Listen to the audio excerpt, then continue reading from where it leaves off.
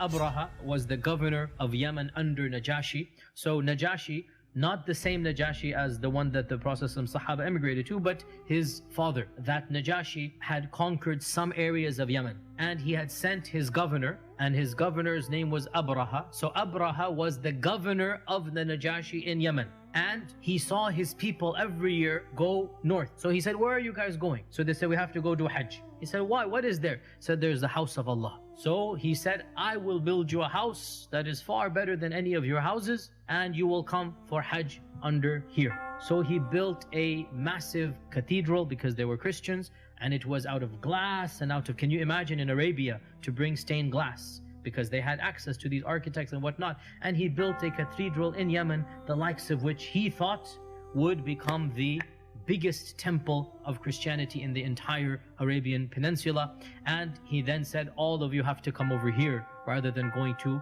up north to the Kaaba. And when one of the Bedouins heard this, he went there, but he went there to relieve himself, number one and number two. And he went there and he did that. And he became so angry, Abraha, that he said, as revenge, I will destroy this house, so people must come to my house. And that is why he gathered together his army. And of course, because they were from Abyssinia, so they had elephants. Otherwise, elephants did not live in the Arabian Peninsula as natural beasts over there. But because he was from Africa, so he had a group of African elephants. And of course, the people of Africa had trained the elephants to be instruments of war.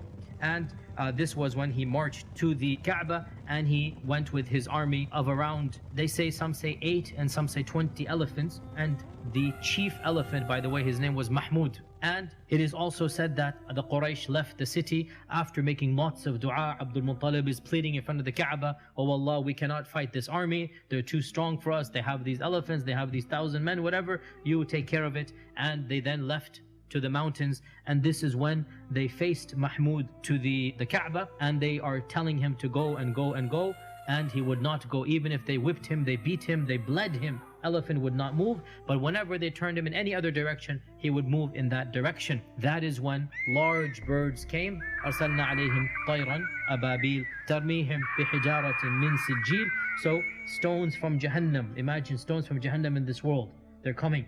And in front of their eyes, every stone hits an animal and a person, and he literally dissolves. His skin dissolves, and he becomes a pile of broken and molten flesh in front of the eyes of the people of Quraysh. And it is said that Abraha himself suffered the worst fate, and they carried him back, and his skin is dissolving the entire way, and he dies right before reaching his home in Yemen, so that he suffers the worst punishment, that he's just about there, and then he dies and he is buried over there. There's also some hidden wisdom here, some semi-mystical wisdom here, that we have a Christian attacking a pagan, Abraha attacking Abdul Muttalib, and the Kaaba is the subject of attack, and neither of them is able to defend. In fact, the one is attacking and the other cannot defend. And Allah defends the Haram. And who was living in the Haram at the time? Amina, and she must have been pregnant with our Prophet ﷺ. So quite literally, because he's born in the same year, a few months later, so this means Amina, when the incident of Fil takes place, our Prophet ﷺ is literally in the womb of Amina.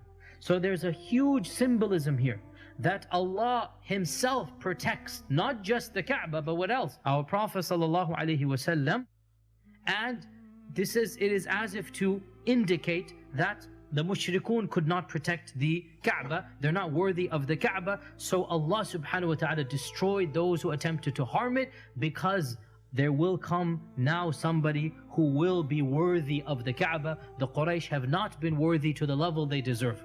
So somebody will now come, and that is our Prophet ﷺ, who purified it of its idols, who made it the Qibla, and who returned it to the glory that it was, and that is the initial house that Ibrahim ﷺ built.